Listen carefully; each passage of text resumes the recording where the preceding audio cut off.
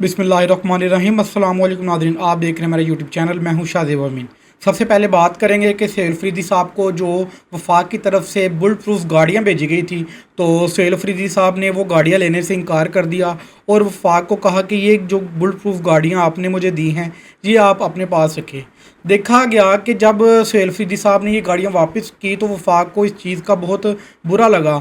अगर इन गाड़ियों की हालत देखी जाए तो ये 15 साल पुरानी बुलेट प्रूफ गाड़ियाँ हैं जो KPK के जो नए वज़ीर आला है सोहेल अफरीदी साहब उनको दी गई।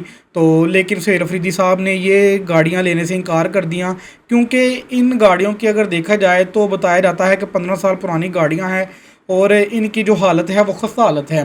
तो लेकिन जब वो गाड़ियाँ वापस की जाती है तो इसके बाद से बलूचिस्तान से एक ट्वीट आता है और कहा जाता है कि ये गाड़ियाँ आप बलूचिस्तान के सूबे को दे दें।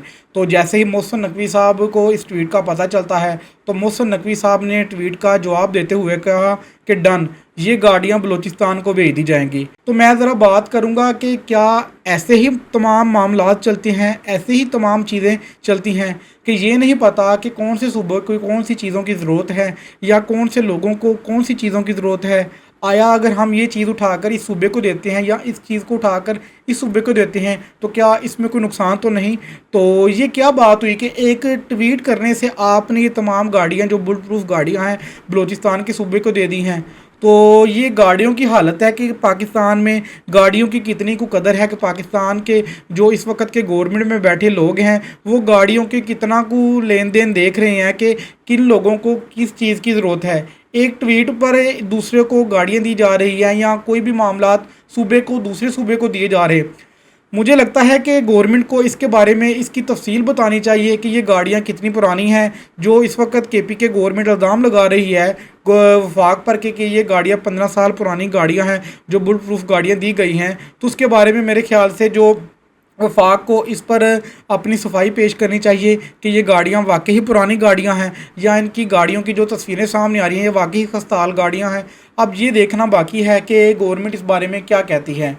अब इसके साथ साथ एक मुस्लिम नून के वर्कर हैं मेरे ख्याल से, उन्होंने ये एक तस्वीर शेयर की है और कहा कि 77 साल तारीख में ये सबसे जो तगड़ा वज़ीर आज़म आप कह लें कि ताकतवर वज़ीर आज़म शहबाज शरीफ साहब है। तो मैं भी शहबाज शरीफ साहब को एक ताकतवर तरीन वज़ीर आज़म समझता हूँ, क्योंकि जितने वोट शहबाज शरीफ साहब ने लिए किसी और पार्टी ने इतने वोट नहीं लिए, या जितना पाकिस्तान में इस वक्त शहबाज शरीफ साहब को सपोर्ट की जा रही है तो किसी और लीडर को मेरे ख्याल से इतनी सपोर्ट नहीं मिल रही।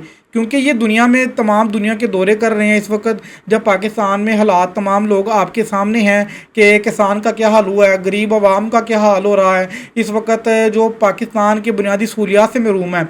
लेकिन अगर बात की जाए वज़ीर आज़म को ताकतवर तरीन वज़ीर आज़म कहूँ तो ये गलत नहीं होगा। मेरे ख्याल से तो ये ताकतवर तरीन वज़ीर आज़म है। अब आप ही बताइएगा कि आप वज़ीर आज़म साहब को ताकतवर तरीन वज़ीर आज़म कहते हैं या नहीं, ये आप ज़रूर बताइएगा कमेंट सेक्शन में, ताकि मुझे भी पता चले कि पाकिस्तान की आवाम क्या कहती है या पाकिस्तान के जो लोग इस वक्त ये वज़ीर आज़म साहब को सपोर्ट करते हैं ये लोग क्या कहते हैं। अब ज़रा थोड़ी सी महंगाई पर बात कर लेते हैं कि इस वक्त महंगाई तमाम लोग जानते हैं कि पिछले 2-3 सालों में कितनी ज़्यादा हुई। अगर जब बात करें कि पिछले 10 सालों में महंगाई रोज़ ब रोज़ बढ़ती है, इसमें कोई शक नहीं, लेकिन 2022 के बाद से अगर महंगाई देखी जाए तो महंगाई में कितना इजाफा हुआ। अब ज़रा टमाटर की कीमत ले लेते हैं कि किसी जगह पर टमाटर 500 रुपये किलो बिक रहे हैं, किसी जगह 700 रुपये किलो बिक रहे हैं और किसी जगह 600 रुपये किलो बिक रहे हैं। लेकिन पता नहीं हमारा जो मीडिया है ये इस चीज़ों को क्यों नहीं बता रहा या क्यों नहीं तमाम हक़ाइक़ अवाम के सामने लेके आ रहा।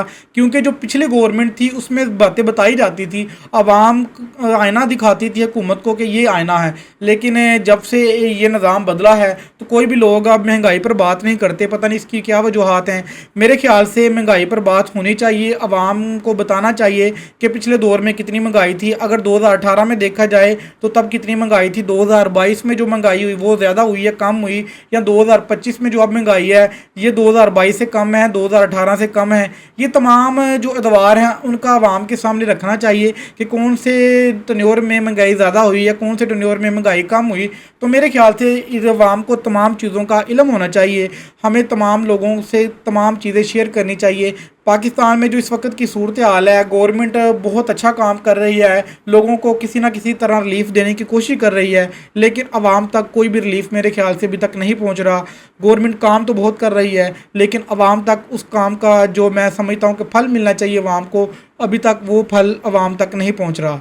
तो देखते हैं कि आने वाले दिनों में क्या कुछ नया होता है, क्या पाकिस्तान की गवर्नमेंट पाकिस्तान के लोगों को कोई रिलीफ देने में कामयाब होती है या नहीं, या पाकिस्तान के जो माशी हालात हैं वो ऐसे ही बेचारे दो वक्त की रोटी को तरसेंगे। अगर मेरी आज की वीडियो अच्छी लगी हो, लाइक सब्सक्राइब एंड शेयर कर दीजिएगा।